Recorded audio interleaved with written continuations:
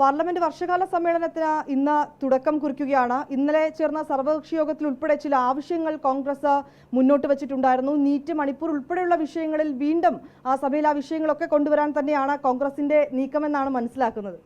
അതെ, ഇന്നലെ രാജ്നാഥ് സിംഗ് അതിൻ്റെ അധ്യക്ഷതയിൽ ചേർന്ന ലോക്സഭയിലെയും രാജ്യസഭയിലെയും പാർട്ടി നേതാക്കളുടെ യോഗത്തിൽ ഇന്ത്യ ബ്ലോക്ക് നിരവധി ആവശ്യങ്ങൾ ഉന്നയിച്ചിരുന്നു. പ്രധാനമായിട്ടും നീറ്റ് എക്സാമിൻ്റെ സ്കാമുമായി ബന്ധപ്പെട്ട് ഞെട്ടിപ്പിക്കുന്ന വാർത്തകളാണ് വീണ്ടും വന്നുകൊണ്ടിരിക്കുന്നത്. ഈ ലോക്സഭയുടെ ഒന്നാം സമ്മേളനത്തിൽ തന്നെ 18ാം ലോക്സഭയുടെ ആദ്യ സമ്മേളനത്തിൽ തന്നെ ശ്രീ രാഹുൽ ഗാന്ധി പ്രതിപക്ഷ നേതാവ് ഈ വിഷയം ഉന്നയിച്ചിരുന്നു. ഇത് ചർച്ച ചെയ്യാൻ ലോക്സഭ ചർച്ച ചെയ്യണം, പാർലമെൻറ്റ് ചർച്ച ചെയ്യണം. കാരണം വിദ്യാർത്ഥികളുടെ ഭാവിയെ ബാധിക്കുന്ന വിഷയമാണ്.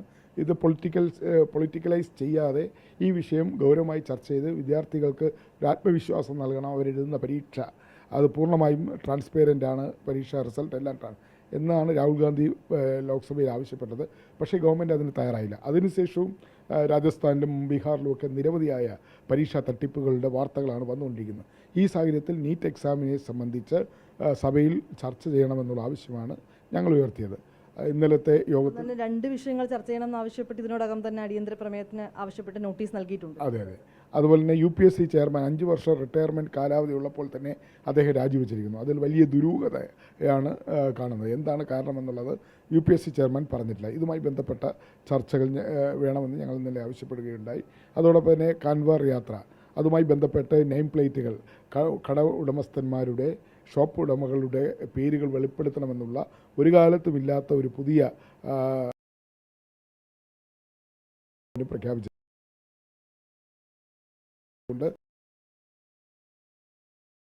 ഇതുമായി ബന്ധപ്പെട്ട് സഭയിൽ ചർച്ച ചെയ്യണം എന്നുള്ള ആവശ്യം ഉന്നയിച്ചിട്ടുണ്ട്.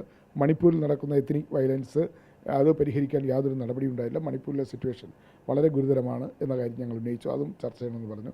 പിന്നെ ജമ്മു കാശ്മീരിൽ ഉണ്ടായിക്കൊണ്ടിരിക്കുന്ന തീവ്രവാദി ആക്രമണങ്ങൾ അത് ജമ്മുവിലേക്ക് വ്യാപിച്ചിരിക്കുന്നു എന്നുള്ളത് കൊണ്ട് നമ്മുടെ ബോർഡറിൽ അതിർത്തികളിലും ജമ്മു കാശ്മീരിലും നടക്കുന്ന രാജ്യത്തിൻ്റെ സുരക്ഷയെ ബാധിക്കുന്ന നിരവധി പ്രശ്നങ്ങൾ സഭയിൽ ചർച്ച ചെയ്യണമെന്നുള്ള ആവശ്യം ഉന്നയിച്ചു. വിലക്കയറ്റം അതിരൂക്ഷമാണ്.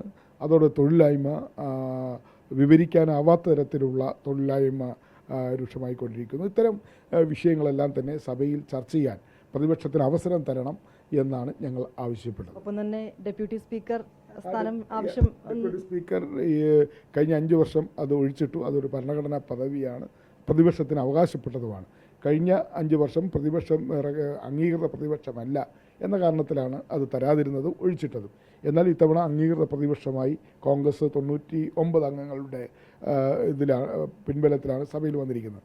അപ്പോൾ സ്വാഭാവികമായും ഡെപ്യൂട്ടി സ്പീക്കർ ഇലക്ഷൻ രണ്ടാമത്തെ പാർലമെൻറ്റ് ഈ ലോക്സഭയുടെ രണ്ടാമത്തെ സെഷൻ, അതായത് ഈ ബഡ്ജറ്റ് സെഷനിൽ തന്നെ ഡെപ്യൂട്ടി സ്പീക്കർ ഇലക്ഷൻ നടത്തേണ്ടതാണ്. മാത്രമല്ല ആ സ്ഥാനം പ്രതിപക്ഷത്തിന് കൊടുക്കേണ്ടതുമാണ്. ഇതിനെ സംബന്ധിച്ച് ഗവൺമെൻറ് ഭാഗത്തുനിന്ന് ഈ സെഷൻ്റെ തുടക്കത്തിലും യാതൊരു തരത്തിലുള്ള നീക്കങ്ങളും ഉണ്ടായിട്ടില്ല. അതുകൊണ്ടാണ് ഇന്നലത്തെ ഓൾ പാർട്ടി മീറ്റിംഗിൽ ഡെപ്യൂട്ടി സ്പീക്കർ തെരഞ്ഞെടുപ്പ് നടത്തണമെന്നും അത് പ്രതിപക്ഷത്തിന് നൽകണമെന്നും ആവശ്യപ്പെട്ടത്. അതിലൊരു അനുകൂല നിലപാട് ഇത്തവണയെങ്കിലും ഉണ്ടാകുമെന്നൊരു പ്രതീക്ഷയുണ്ടോ? അവരുടെ ഭാഗത്ത് ഇതുവരെയും അനുകൂലമായ ഒരു തീരുമാനം ഉണ്ടായിട്ടില്ല. സ്പീക്കർ തെരഞ്ഞെടുപ്പ് നടക്കുമ്പോഴും ഞങ്ങൾ ഈ ആവശ്യം ഉന്നയിച്ചു. അന്ന് അവരത് സമ്മതിച്ചിരുന്നെങ്കിൽ സ്പീക്കർ തെരഞ്ഞെടുപ്പിലൊരു മത്സരം ഉണ്ടാകില്ലായിരുന്നു, അല്ലെങ്കിൽ പ്രതിപക്ഷത്തുനിന്ന് നോമിനേഷൻ കൊടുക്കില്ലായിരുന്നു.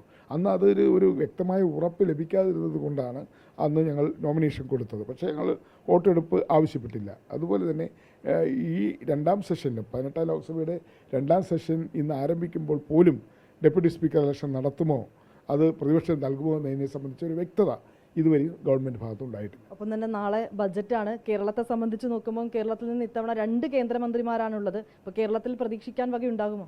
തീർച്ചയായും കേരളത്തിൽ നിന്ന് 24,000 കോടി രൂപയുടെ സഹായം കേരള ഗവൺമെൻറ് ആവശ്യപ്പെട്ടിട്ടുണ്ട്. എയിംസ് ആവശ്യപ്പെട്ടിട്ട് നമുക്ക് തരേണ്ടതാണ്, ഇതുവരെയും കിട്ടിയിട്ടില്ല. അതുപോലെ തന്നെ റെയിൽവേ പ്രോജക്റ്റുകളുടെ കാര്യം ഉൾപ്പെടെയുള്ള സിൽവർ ലൈൻ അല്ല, മറ്റ് പ്രോജക്റ്റുകളുടെ കാര്യങ്ങളൊക്കെ തന്നെ സംസ്ഥാന ഗവൺമെൻറ് നൽകിയിട്ടുണ്ട്.